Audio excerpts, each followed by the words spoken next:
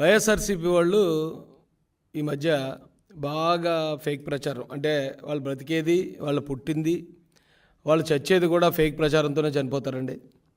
ఆ ఫేక్ ప్రచారం బాగా వైరల్, విపరీతం చేశారు ఈ మధ్య.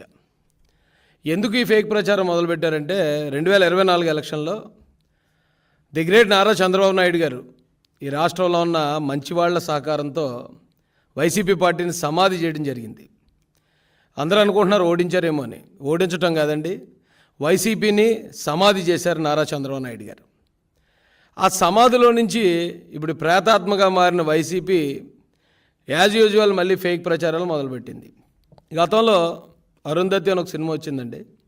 ఆ సినిమాలో ఇలాగే ఒక అఘోర ప్రజలందరినీ మానభంగాలు చేస్తూ, వాళ్ళని హింసిస్తూ, హత్యలు చేస్తూ, ఇప్పుడు వైసీపీ ఏ అయితే పనులు చేసిందో అయ్యే పనులు ఆ సినిమాలో విలన్ చేస్తూ ఉంటే ఆ సినిమాలో కూడా అలా బ్రతుకుండగానే సమాధి చేసేస్తారు. సేమ్ చంద్రబాబు నాయుడు గారు కూడా అంతకన్నా ఘోరంగా ఒక 1000 మంది దుష్ట అఘోరాలు చేసే పనులు చేస్తున్న వైసీపీని ప్రజల సహకారంతో ఆయన కూడా సమాధి చేయడం జరిగిందండి.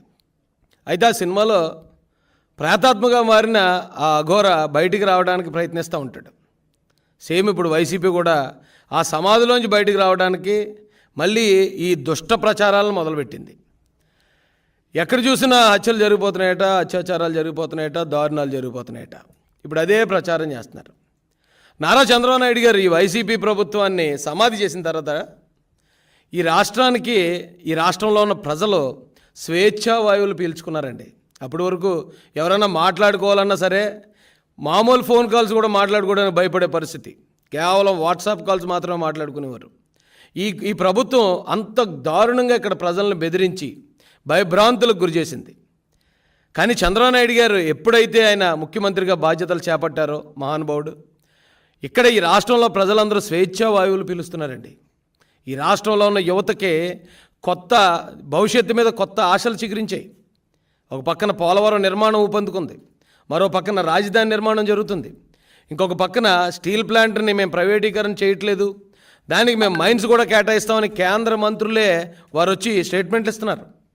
ఈ రాష్ట్రం ఇప్పుడు బాగుపడే పరిస్థితి, అభివృద్ధిలోకి వెళ్ళే పరిస్థితిలో ఉంటే మళ్ళీ ఎలాగైనా దీన్ని అభివృద్ధిని నాశనం చేయాలని ఆ సమాధిలో ఉన్న వైసీపీ భూతం మళ్ళీ తప్పుడు ప్రచారాలు. మీకు గుర్తుందో లేదో, కోడికత్తి అని ఒక డ్రామా ఎవరో కుర్రోడు జగన్మోహన్ రెడ్డిని గీసాడట.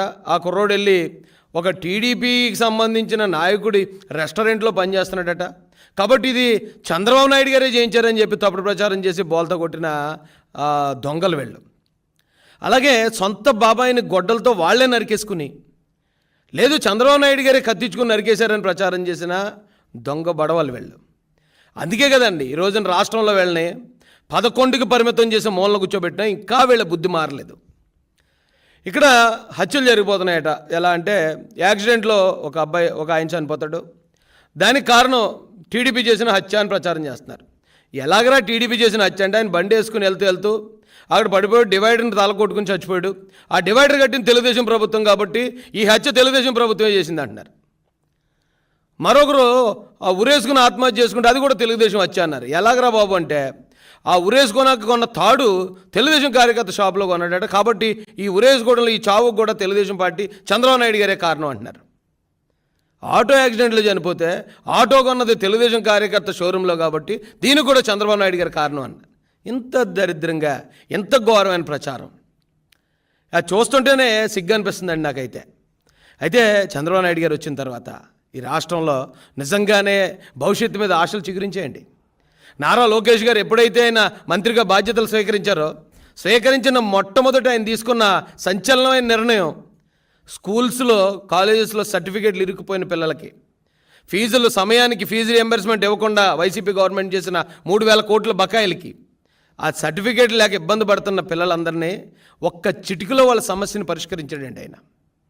దాంతోపాటు 25 మంది దివ్యాంగుల కోసం ఒక మార్క్ లిస్టు ఆ ప్రొఫార్మా మొత్తం మార్చి ఒక జీవో కూడా ఇష్యూ చేసి 25 మంది కోసం కూడా ప్రభుత్వం దిగొస్తుంది అవసరమైతే.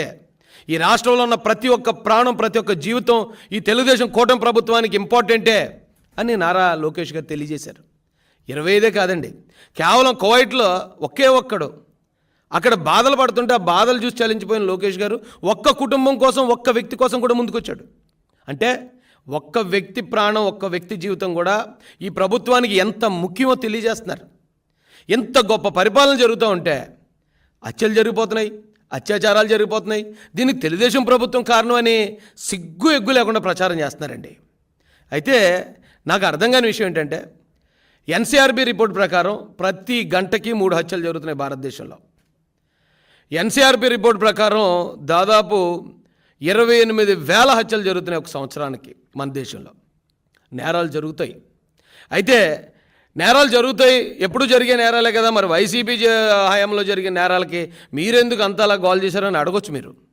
వైసీపీ హయాంలో జరిగిన నేరాలు వేరు, మామూలుగా ఈ దేశంలో జరిగే నేరాలు వేరు. నేరాలు ఎప్పుడు జరుగుతాయండి? పాత కక్షల వల్ల, లేకపోతే ఒకరి మీద అంటే ఒకరు పడని ద్వేషం వల్ల, లేదా మహిళల వల్ల, భూముల వల్ల. ఇలాంటి నేరాలు ఎక్కడ జరుగుతాయి? దేశంలో ఎక్కడైనా జరుగుతాయి. అందుకే కదా అలాంటి నేరాలు జరుగుతాయనే రాజ్యాంగంలో మనం పోలీస్ వ్యవస్థ, కోర్టులు, జైళ్ళు ఇవన్నీ ఏర్పాటు చేసింది నేరాలు జరుగుతాయనండి. అయితే వైసీపీ హయాంలో జరిగిన నేరాలు ఏంటంటే, మనం ఏదైతే రక్షణ వ్యవస్థలుగా ఏర్పాటు చేసుకున్న ఈ పోలీస్ కానీ, లాయర్లు, ప్రజాప్రతినిధులు ఉన్నారో వాళ్ళు నేరాలకు పాల్పడ్డారు. కంచే చేను వేసిందండి వైసీపీగా ప్రభుత్వ హయాంలో. కానీ ఇక్కడ వచ్చేటప్పటికి ఫేక్ ప్రచారాలు. ఆ మార్గాన్ని భరత్ అనే ఒక రీల్ స్టార్ ఉన్నాడు రాజమండ్రిలో. ఆడి జీబును ఆడే అంటిపెట్టుకుంటాడు, ఆడే తగలబెట్టుకుంటాడు. అది వైసీపీ టీడీపీ తగలబెట్టిందని మా మీద వేస్తాడు. మరొక చోట తూర్పుగోదావరి జిల్లాలో అంబేద్కర్ విగ్రహాల మీద దాడి జరుగుతుంది. మా తెలుగుదేశం జనసేన వాళ్ళు మేము మా ప్రభుత్వం వచ్చిందని మేము అక్కడ లెటర్ తీస్తారు. కానీ ఎంక్వైరీ చేసి డాగ్ స్క్వాడ్ వెళ్తే ఆ క్లూస్ అన్నీ లాగితే ఓ వైసీపీ సర్పంచ్ అరెస్ట్ అవుతాడు. అక్కడ 2 సార్లు జరిగింది ఇదే పరిస్థితి.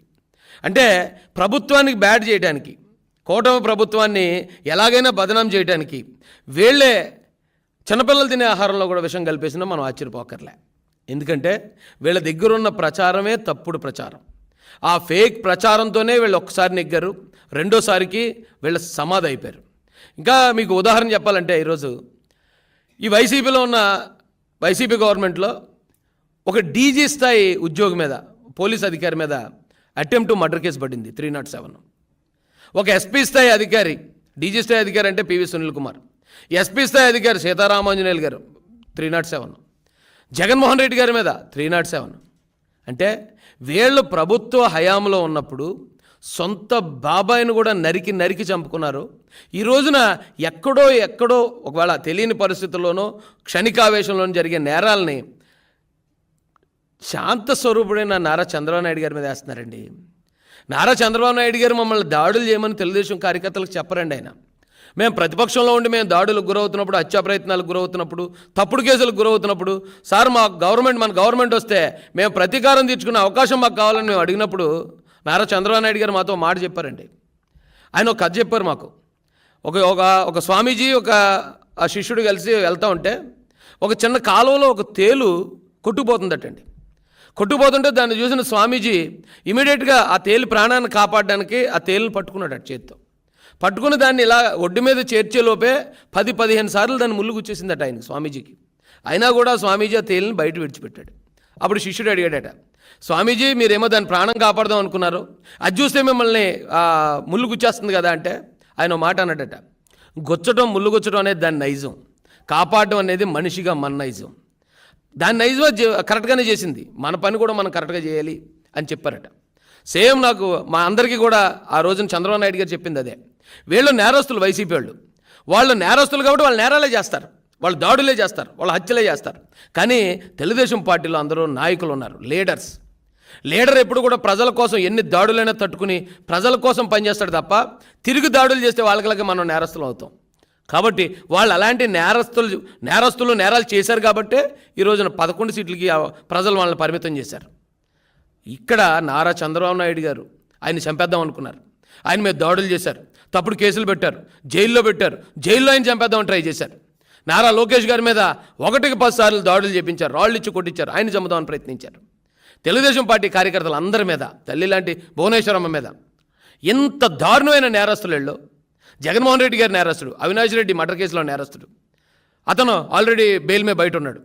ఈ అనంతబాబు అనేవాడు చంపేసి డెడ్ బాడీ ఎమ్మెల్సీ, ఎమ్మెల్సీలు, ఎమ్మెల్యేలు, మంత్రులు, అంబటి రాంబాబు మంత్రి మహిళలతో అసభ్యంగా ప్రవర్తించాడు. గోరంట్ల మాధవ్ ఎంపీ మహిళలతో న్యూడ్గా వీడియో కాల్ మాట్లాడుతూ దొరికేశాడు. ఇంత నేరస్తులని ఈ భూతాలన్నింటినీ 2024 ఎలక్షన్తో మొత్తం సమాధి చేసి పారేశారండి నారా చంద్రబాబు నాయుడు గారు. అలాంటి వ్యక్తి ఈ రోజున రాష్ట్రాన్ని అభివృద్ధిలోకి తీసుకెళ్తా ఉంటే ఇది నేరాంధ్రప్రదేశ్గా మారిపోయిందట. ఇక్కడి నుంచి టీడీపీని క్విట్ చేయాలట. వీళ్ళు మాట్లాడే మాటలు, వీళ్ళు చేసే ప్రచారాలు. నేను ఈ రాష్ట్ర ప్రజలకి ఒకటే చెప్పాలనుకుంటున్నానండి. నారా చంద్రబాబు నాయుడు గారు ఇక్కడున్న మంచి వ్యక్తులందరి సహకారంతో ఈ వైసీపీ భూతాలన్నింటినీ సమాధి చేశారు. ఆ సమాధి నుంచే మళ్ళీ ఆ సమాధిని బద్దలు కొట్టుకుని ఎలాగైతే అరుంధతి సినిమాలో విలన్ బయట రావాలనుకున్నాడో ఈ భూతాలన్నీ మళ్ళీ అలా బయట రావడానికి ప్రయత్నిస్తున్నాయి. ఈ భూతాలను కనుక ఆ సమాధుల్లోంచి బయటికి రానిచ్చామా ఈ ఆంధ్రప్రదేశ్ని మొత్తం శ్మశానం చేసేస్తాయి. ఈ ఆంధ్రప్రదేశ్ని మొత్తం శ్మశానం చేయడానికే వాళ్ళు ఈ రోజున ఇలాంటి తప్పుడు ప్రచారాలతో మళ్ళీ ఎలాగైనా మళ్ళీ మన ఓట్లు సాధించి నెగ్గాలనే ప్రయత్నం చేస్తున్నారు. ఈ రాష్ట్ర ప్రజలందరూ అవసరమైతే 1కి 10 సార్లు ఆలోచించండి ఈ తప్పుడు ప్రచారాలని. ఒక్క వైసీపీ గవర్నమెంట్లో 600 మందిని చంపారండి, ఎస్సీలని, బీసీలని.